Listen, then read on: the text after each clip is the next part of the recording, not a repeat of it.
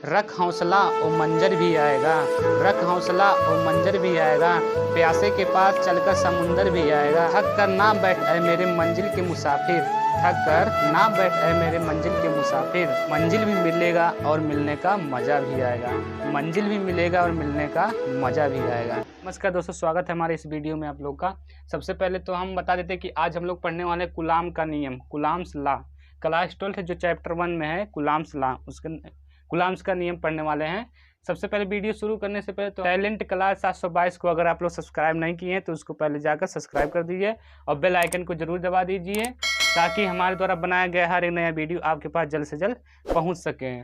इस चैनल पे हम आप लोग को फिजिक्स तथा मैथ, क्लास 12 का फिजिक्स तथा मैथ पढ़ाते हैं, पूरा सीरियल वाइज पढ़ाते हैं, हैंड राइटिंग नोट भी देते हैं। इसलिए इस चैनल को आप लोग ज़रूर सब्सक्राइब कीजिए और आसानी से पढ़ाई कीजिए। तो चलिए अब वीडियो को स्टार्ट करते हैं।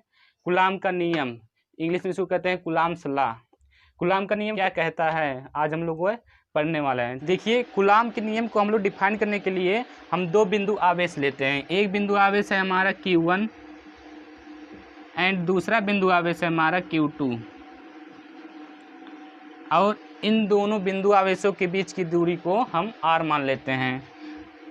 चलिए हम इसको मिला देते हैं और माना इन दो बिंदु आवेशों के बीच की दूरी को R, दो आवेशों के बीच की दूरी को R मान लिया। ठीक है, मान लिया इसको बिंदु A है, इसको बिंदु B है। तो देखिए कूलाम के नियम के अनुसार, कूलाम का नियम क्या कहता है, कहता है किन्हीं दो बिंदु आवेशों के बीच की दूरी, मतलब हमको विद्युत बल्ब निकालना होता है। तो कूलाम के नियम के अनुसार बल प्रोपोर्शनल होता है इन दोनों आवेशों के बीच की दूरी के वर्ग के व्युत्क्रमानुपाती, इन दोनों आवेशों के बीच की दूरी के वर्ग के व्युत्क्रमानुपाती, मतलब कि व्युत्क्रमानुपाती 1/r पर इन दोनों आवेशों के बीच की दूरी के वर्ग के 1/r स्क्वायर का प्रोपोर्शनल होता है। समीकरण नंबर 1 इसको हम लोग मान लेते हैं।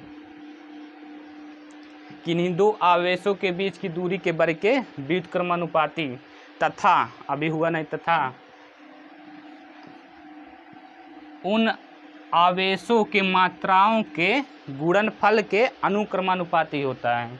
ठीक है, तो यह प्रोपोर्शनल उन आवेशों के Q1 × Q2, उन आवेशों के मात्राओं के गुणनफल के अनुक्रमानुपाती होता है। अनुक्रमानुपाती या समानुपाती दोनों एक ही होता है। ठीक है, और व्युत्क्रमानुपाती 1/, में मतलब कि बटे में आ जाता है। ठीक, इतना फर्क आप लोग जान लीजिए। तो इसको समीकरण नंबर हम 2 मान लेते हैं। अब इन दोनों समीकरणों को आपस में मिलाने पर समीकरण 1 तथा समीकरण 2 को मिलाने पर, समीकरण 1 तथा समीकरण 2 को आपस में मिलाने पर देखिए क्या निकलता है।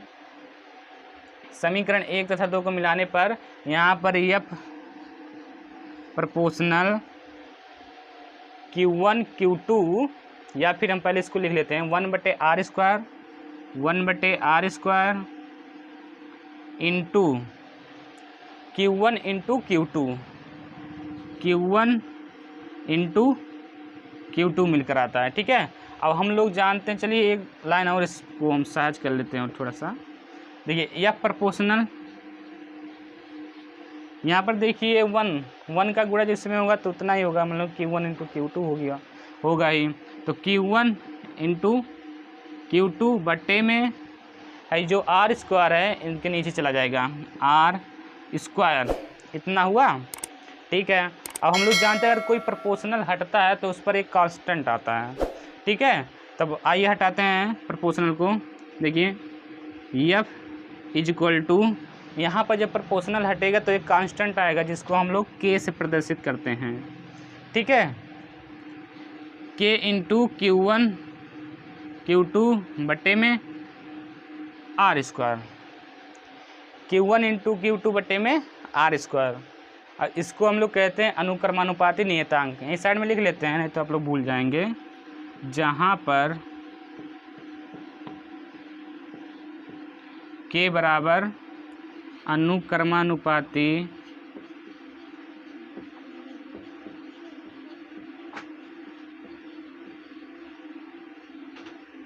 नियतांक है, जहाँ पर k इक्वल टू अनुक्रमानुपाती नियतांक है, मतलब कि इसको हम अनुक्रमानुपाती नियतांक बोलते हैं। चलिए अब हमारा इतना निकल के आ गया, एफ इक्वल टू के इंटू Q1 Q2 बटे आर स्क्वायर। ठीक है, अब देखिए अगर यह दो बिंदु आवेश निर्वात या वायु में हो, तब के बराबर निर्वात व वायु में होने के लिए निर्वात व वायु में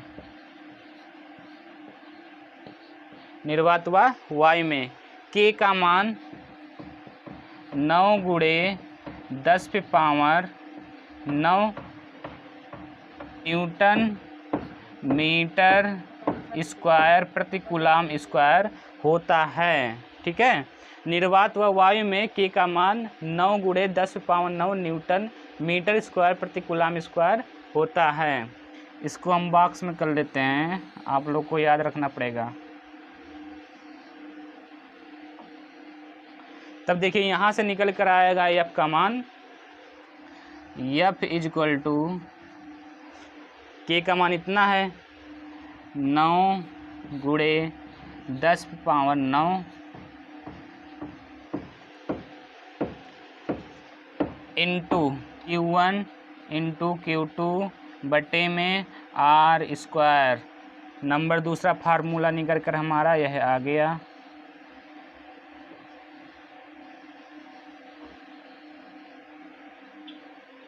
ठीक है, अब एक फार्मूला और निकल कर आएगा, ये जो 9 × 10⁻⁹ नहीं है, ये इसका मान होता है 1/4πε0 का मान 9 × 10⁻⁹। इतना का मान 9 × 10⁻⁹ होता है। तो अतः हम इसके जगह पर अगर हम इतना रख दें तभी तो हमारा निकल कर आ जाएगा एक फार्मूला। तो देखिए यहाँ पर दूसरा फार्मूला निकल के आ गया, F equal to 1/4πε0 Q1 Q2 बटे में आर स्क्वायर। एक फार्मूला यहाँ से निकल कर आ गया।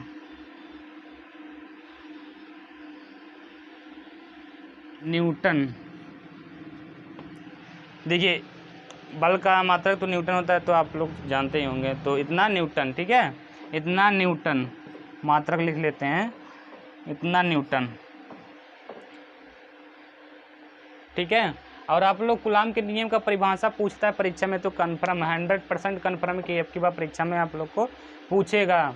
तो ऐसे हम लोग बिना मतलब कि रटे सिर्फ समझ कर याद कर लेते हैं इसको। देखिए पहले दो बिंदु आवेश ली, एक बिंदु आवेश Q1 एंड एक बिंदु आवेश Q2 लीजिए। ठीक है, उसके बाद बोलिए कि किन्हीं दो बिंदु आवेशों के बीच की दूरी के, किन्हीं दो आवेशों के बीच की दूरी के वर्ग के व्युत्क्रमानुपाती तथा उन आवेशों के मात्राओं के गुणनफल के अनुक्रमानुपाती होता है। तो इस नियम को हम कूलाम का नियम कहते हैं। ठीक है, देखिए किन्हीं दो बिंदु आवेशों के बीच की दूरी के वर्ग के व्युत्क्रमानुपाती तथा उन आवेशों की मात्राओं के गुणनफल के अनुक्रमानुपाती को हम कूलाम के नियम कहते हैं। ठीक है, इसका सूत्र वगैरह तो आप लोग देख लिए होंगे।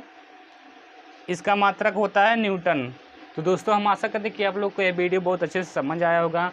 कम समय में हमने कूलाम के नियम को एकदम क्लियर कर दिया, एकदम दिमाग में बैठा दिया। तो अगर आप लोग को यह वीडियो बहुत अच्छा लगा हो तो हमारे इस चैनल को सब्सक्राइब अवश्य करें, और ऐसे ही अच्छा हम टॉपिक छोटे समय में हम आप लोगों को क्लियर बहुत अच्छे से करा देंगे। और अपने दोस्तों के पास ज़रूर शेयर कीजिए ताकि वो भी अच्छे से पढ़ाई कर सकें। और लाइक तो करना मत भूलिए, क्योंकि लाइक अगर करेंगे तो हमारा मनोबल आगे बढ़ता रहेगा और हम आप लोग के बीच अच्छे से अच्छे ऐसे टॉपिक लाते रहेंगे ताकि आप लोग पढ़ाई कर सकें। तो चलते हैं अब अगले नेक्स्ट वीडियो में, आप लोग हमारा इंतज़ार कीजिएगा, जल्द ही हम लाएंगे। तब तक के लिए धन्यवाद।